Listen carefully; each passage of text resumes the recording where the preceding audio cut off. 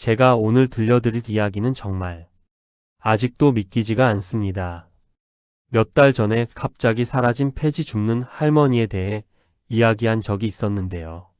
그때는 그냥 단순한 실종 사건이라고 생각했어요.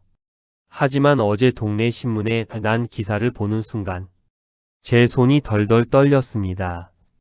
그 할머니의 진짜 정체가 상상도 할 수 없는 분이었거든요. 지금부터 제가 경험한 모든 걸 말씀드릴게요. 끝까지 들으시면 정말 소름이 돋을 거예요. 안녕하세요. 저는 송파구 잠실동에 살고 있는 직장인 이정호라고 합니다. 32살이고 작은 무역회사에서 일하고 있어요. 제가 매일 출근길에 만나던 할머니 이야기를 해드릴게요. 할머니는 항상 같은 자리에 계셨어요. 잠실역 3번 출구에서 약 200m 떨어진 작은 골목 입구에서요. 새벽 6시부터 오전 9시까지 비가 와도 눈이 와도 한결같이 그 자리에서 폐지와 캔을 주우고 계셨죠. 처음 본 게 3년 전이었어요. 그때 저는 이 회사에 막 입사한 신입사원이었거든요. 할머니는 어떻게 표현해야 할까요? 다른 폐지 줍는 분들과는 뭔가 달랐어요. 우선 옷차림이 달랐어요. 낡긴 했지만 항상 깔끔하게 다림질된 옷을 입고 계셨고 머리도 단정하게 빗어 넘기고 계셨어요. 그리고 움직임이 일반 할머니들과는 확실히 달랐어요. 허리가 굽지 않았고 걸음걸이도 꽤 빨랐거든요. 가장 특이했던 건 할머니의 눈빛이었어요. 뭔가 예리하다고 해야 할까요? 주변을 항상 경계하는 듯한 느낌이 들었어요. 마치 무엇인가를 감시하고 있는 것 같았달까요? 시간이 지나면서 저는 할머니와 조금씩 친해졌어요. 처음엔 그냥 인사만 했는데 어느 날부턴가 할머니가 먼저 말을 걸어오시기 시작했어요. 정호야, 오늘도 일 가니? 할머니가 제 이름을 아는 것도 신기했어요. 제가 따로 말씀드린 적이 없는데 말이에요. 물어보니 제가 회사 동료들과 통화할 때 이름을 부르는 걸 들으셨다고 하시더라고요. 할머니는 참 기억력이 좋으시네요. 나이 들어도 머리는 또렷해야지. 그래야 살아남는 거야. 살아남는다는 표현이 좀 이상했어요. 단순히 폐지를 주우며 생계를 유지한다는 뜻일까요? 아니면 다른 의미였을까요? 할머니와 이야기를 나누면서 알게 된 건 할머니가 정말 팍팍다식하셨다는 거예요. 경제, 정치, 국제 정세까지 웬만한 대학 교수보다 해박한 지식을 갖고 계셨어요. 요즘 주식시장이 불안하던데 정호야, 투자는 안 하니? 아, 할머니도 주식에 관심이 있으세요? 관심이야 있지. 하지만 요즘은 외국인 투자자들 움직임을 잘 봐야 해. 특히 중국 자본 말이야. 중국 자본이라니. 폐지 줍는 할머니가 하실 말씀 같지 않았어요. 그런데 3개월 전부터 뭔가 이상한 징조들이 보이기 시작했어요. 할머니 주변에 낯선 사람들이 나타나기 시작했거든요. 정장을 입은 젊은 남자들이 할머니 근처를 배회하며 무언가를 살피고 있었어요. 처음엔 그냥 지나가는 사람들이라고 생각했는데 며칠 연속으로 같은 사람들이 보이니까 이상했어요. 할머니도 그들의 존재를 알고 계셨어요. 평소보다 더 조심스러워 하시고 자주 뒤를 돌아보시더라고요. 할머니, 혹시 무슨 일 있으세요? 요즘 좀 불안해 보이시는데. 아니야, 괜찮다. 하지만 할머니의 표정은 전혀 괜찮아 보이지 않았어요. 뭔가 큰 걱정거리가 있으신 것 같았어요. 그러던 어느 날 할머니가 저에게 이상한 부탁을 하셨어요. 정호야, 혹시 나한테 무슨 일이 생기면. 할머니, 무슨 말씀이세요? 그냥 만약에 하는 말이야. 내가 갑자기 안 보이게 되면 너무 걱정하지 말고 그냥 잊어버려. 알겠니? 잊어버리라니요? 3년 동안 매일 만났던 할머니를 어떻게 잊어버리라는 거죠? 그리고 정확히 일주일 후 할머니는 정말로 사라지셨어요. 월요일 아침 평소처럼 출근길에 할머니를 찾았는데 안 계시는 거예요. 처음엔 아프신가 싶어서 기다렸어요. 하지만 할머니는 나타나지 않으셨어요. 일주일이 지나고 2주일이 지나도 마찬가지였어요. 그제서야 정말 뭔가 일이 벌어진 게 아닌가 싶어서 주변 상인들에게 물어봤어요. 아, 그 할머니 말이에요? 이상했어요. 마지막 날 새벽 4시쯤에 검은색 승용차가 와서 할머니를 데려갔거든요. 편의점 사장님이 하신 말씀이었어요. 데려갔다고요? 억지로요? 아니에요. 할머니가 자진해서 탄 것 같았어요. 하지만 표정이 심각해 보이더라고요. 그 이야기를 듣고 정말 걱정됐어요. 할머니에게 대체 무슨 일이 일어난 걸까요? 그 후로 2개월이 지났어요. 저는 할머니를 잊으려고 노력했어요. 하지만 매일 그 자리를 지날 때마다 자꾸 생각이 나더라고요.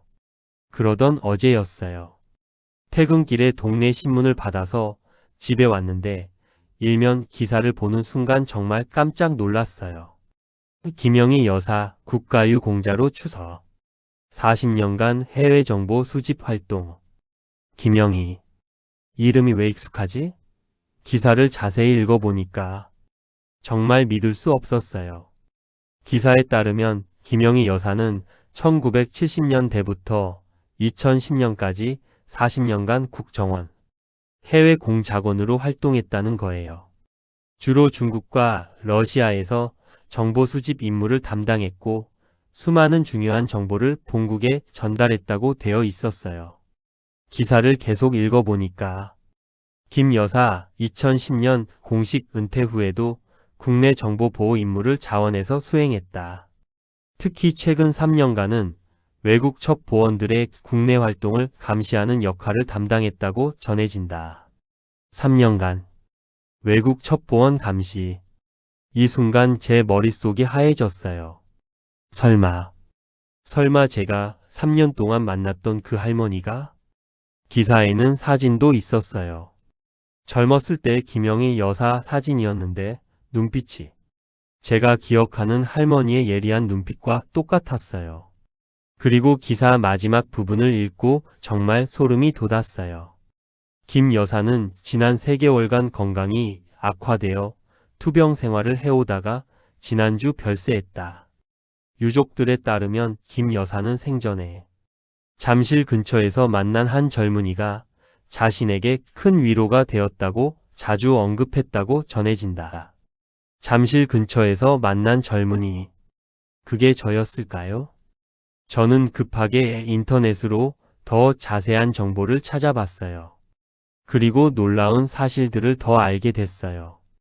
김영희 여사가 마지막으로 수행했던 임무는 중국 첩보원들의 국내 침투 경로를 파악하는 것이었어요. 그들이 주로 활동하는 지역이 바로 잠실 일대였다는 거예요. 모든 퍼즐이 맞춰지기 시작했어요. 할머니가 항상 같은 시간, 같은 장소에 계셨던 이유. 주변을 경계하는 듯한 눈빛. 박학다식한 지식. 그리고 할머니 주변에 나타났던 정장 입은 남자들. 그들은 중국 첩보원들이었을 거예요. 그리고 할머니는 그들을 감시하고 있었던 거죠. 저는 그때서야 할머니가 왜 저에게 그런 말씀을 하셨는지 알 수 있었어요. 내가 갑자기 안 보이게 되면 너무 걱정하지 말고 그냥 잊어버려. 할머니는 자신의 정체가 발각될 위험을 알고 계셨던 거예요. 그리고 저를 위험에 빠뜨리지 않기 위해 미리 경고해 주신 거였어요. 저는 김영희 여사의 조카분을 수소문해서 연락을 드렸어요. 혹시 할머니에 대해 더 알고 싶어서요. 조카분을 만나서 들은 이야기는 정말 감동적이었어요. 이모는 평생을 나라를 위해 희생하셨어요. 가족도 제대로 만들지 못하시고 친구도 없이 외롭게 사셨죠. 특히 마지막 3년은 정말 힘들어 하셨어요. 왜요? 혼자서 위험한 임무를 수행해야 했거든요.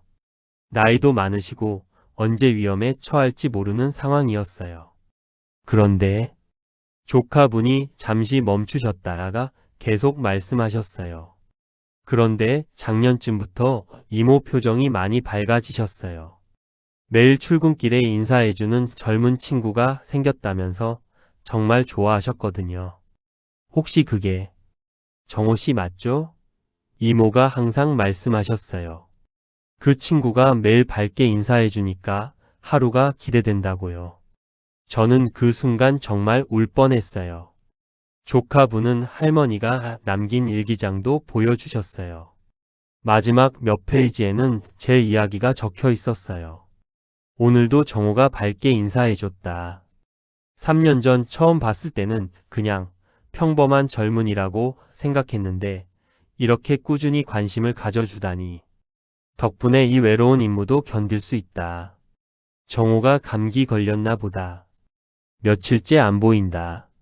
괜찮을까? 내가 직접 찾아가 볼 수는 없고. 걱정된다. 오늘 정호가 따뜻한 커피를 사다 줬다. 고맙다고 했더니 당연한 거라고 하더라. 이런 따뜻한 마음을 가진 젊은이가 있어서 우리나라 미래가 밝다. 일기장 마지막 페이지에는 이런 글이 적혀 있었어요. 임무가 곧 끝날 것 같다. 건강도 나빠지고 있고 더 이상은 어려울 것 같다. 하지만 후회는 없다.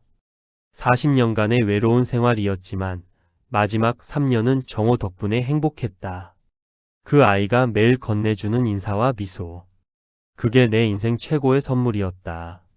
조카분은 할머니가 저에게 남긴 것이 있다고 하셨어요. 작은 봉투였는데 안에는 편지 한 통과 작은 열쇠가 들어 있었어요. 정호야, 이 편지를 읽고 있다면 나는 이미 이 세상에 없을 거다. 3년 동안 너의 따뜻한 인사가 얼마나 큰 힘이 되었는지 모른단다. 나는 평생을 남들이 모르는 일을 하며 살았어. 가족도 친구도 제대로 사귀지 못했지. 하지만 너 덕분에 인생 마지막에 진정한 행복을 느낄 수 있었단다.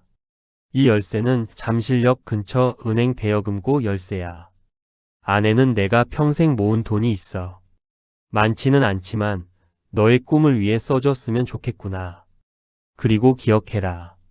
작은 관심과 인사가 누군가에게는 살아갈 이유가 될 수 있다는 것을. 너처럼 따뜻한 마음을 가진 사람이 더 많아졌으면 좋겠다. 나를 기억해줘서 고맙다. 영원히 고마운 마음으로 김영희. 저는 그 대여금고를 찾아갔어요. 안에는 정말 상당한 액수의 돈이 들어 있었어요. 그리고 또 다른 편지가 있었어요. 이 돈은 내가 40년간 받은 특수임무 수당이야. 가족이 없으니 쓸 일도 없었지. 정호야, 이 돈으로 내가 하고 싶었던 일을 해보렴. 나는 나라를 위해 평생을 바쳤지만 너는 사람들을 위해 좋은 일을 했으면 좋겠구나. 제가 어떻게 하고 싶었던 일을 아셨을까요? 사실 저는 NGO 단체에서 일하는 게 꿈이었거든요. 하지만 현실적인 문제 때문에 포기했었어요. 편지 마지막에는 이런 말이 적혀 있었어요. P.S. 내가 매일 7시 15분에 나타난다는 걸 알고 있었어. 그래서 나도 정확히 그 시간에 맞춰 나갔단다. 너를 보는 것이 하루 중 가장 행복한 시간이었으니까. 여러분, 저는 지금도 믿기지가 않아요. 제가 그냥 지나가는 할머니라고 생각했던 분이 40년간 나라를 위해 목숨을 바치신 영웅이셨다는 게 말이에요. 그리고 그런 분에게 제 작은 인사가 그렇게 큰 의미였다는 것도요. 김영희 여사는 지금 국립현충원에 안장되어 계세요. 할머니가 저에게 보여주신 그 따뜻함을 이제 제가 다른 사람들에게 전해야겠다고요. 저는 회사를 그만두고 NGO 단체에서 일하기로 했어요. 할머니가 남겨주신 돈으로 어려운 사람들을 돕는 일을 하려고요. 그리고 매일 아침 새로운 사람들에게 인사를 건네고 있어요. 할머니가 저에게 가르쳐 주신 것처럼요. 오늘 아침에도 출근길에 한 할아버지를 만났어요. 공원에서 혼자 운동하고 계시더라고요. 제가 인사를 드렸더니 정말 환하게 웃으시면서 손을 흔들어 주셨어요. 혹시 그 할아버지에게도 제 인사가 작은 위로가 될까요? 김영희 할머니에게 그랬던 것처럼요? 여러분도 오늘부터, 아니 지금 당장 주변을 둘러보세요. 혹시 여러분의 작은 관심을 기다리는 누군가가 있을지 모르거든요. 그 사람이 알고 보니 대단한 분일 수도 있고 평범한 분일 수도 있어요. 하지만 그게 중요한 게 아니에요. 중요한 건 그 작은 관심이 누군가에게는 하루를 버틸 수 있는 힘이 된다는 거예요. 김영희 할머니, 아니 김영희 여사님, 정말 감사했습니다. 그리고 삼가 고인의 명복을 빕니다. 여러분도 오늘 하루 누군가에게 따뜻한 인사 한번 건네보시는 건 어떨까요? 그게 그 사람 인생의 가장 소중한 기억이 될지도 모르니까요. 마지막으로, 혹시 지금 이 영상을 보고 계신 국정원 관계자분들이 있다면 김영희 여사가 얼마나 훌륭한 분이었는지 꼭 기억해 주세요.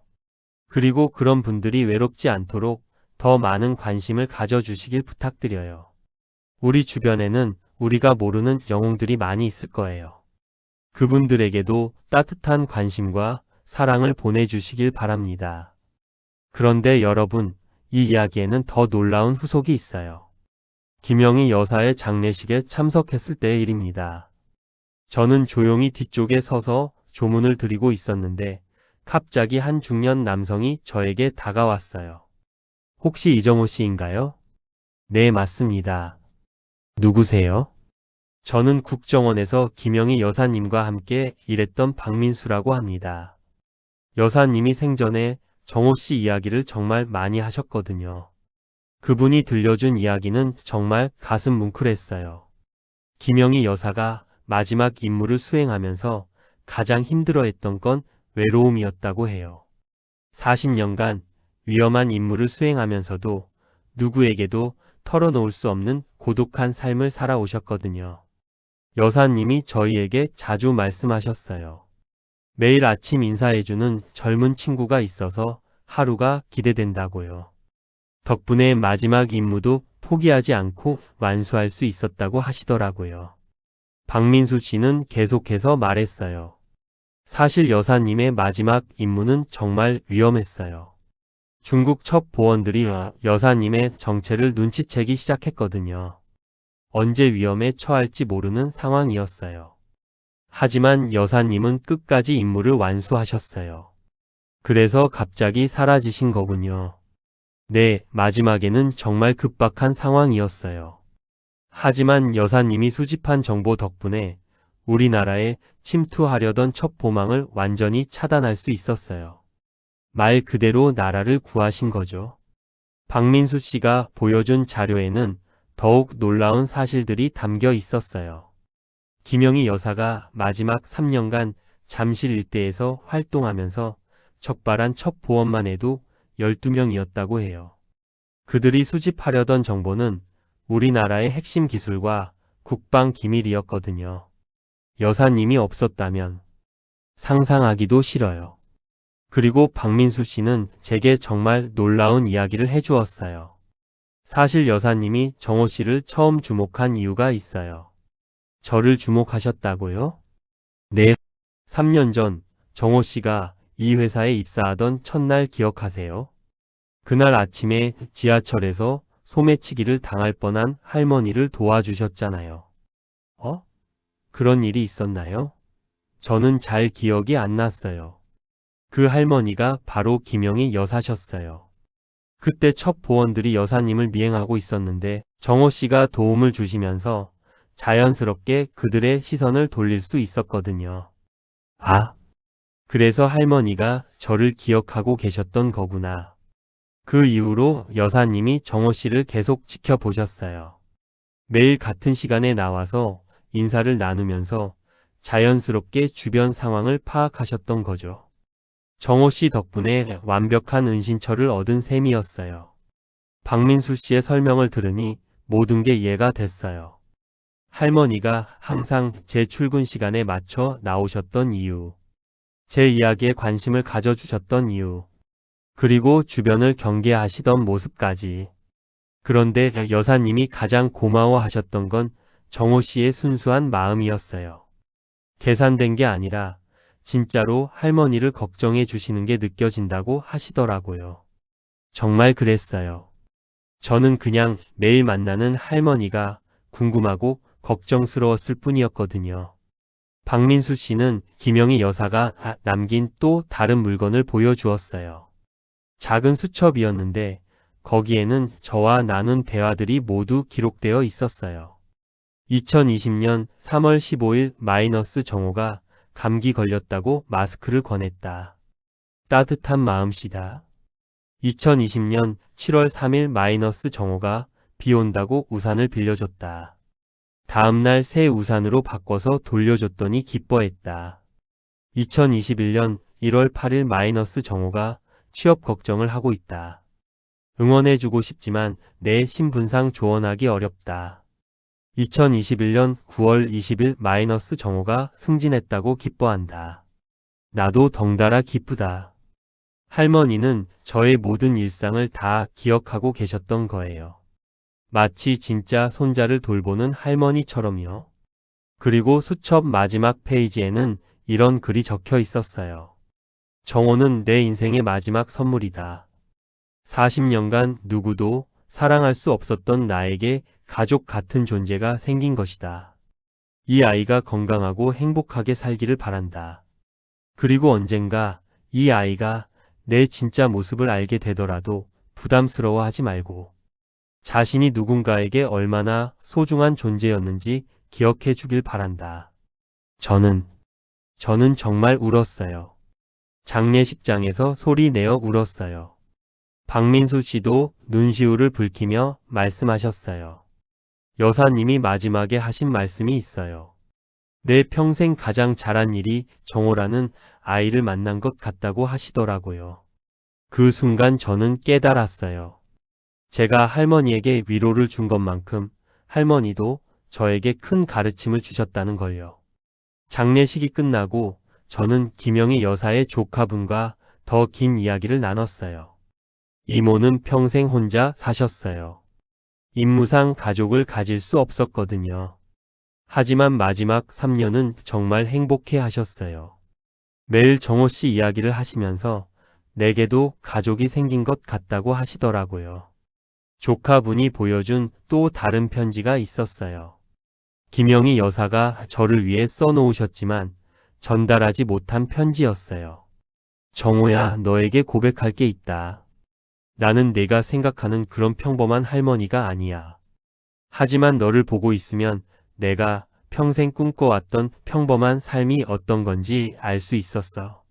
매일 출근하고 가족을 걱정하고 작은 일상에 기뻐하고 그런 평범한 행복 말이야.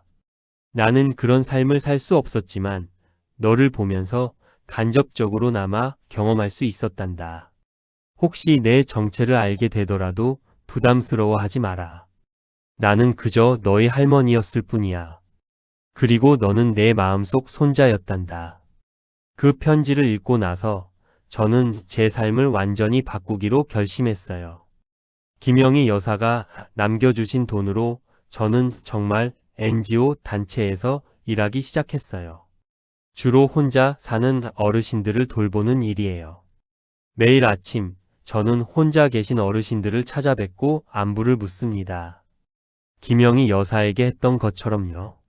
그리고 그분들과 이야기를 나누며 하루하루를 함께 보내고 있어요. 어떤 할머니는 전직 간호사셨고 어떤 할아버지는 6.25 참전용 사셨어요. 또 어떤 분은 평생 교사로 일하셨더라고요.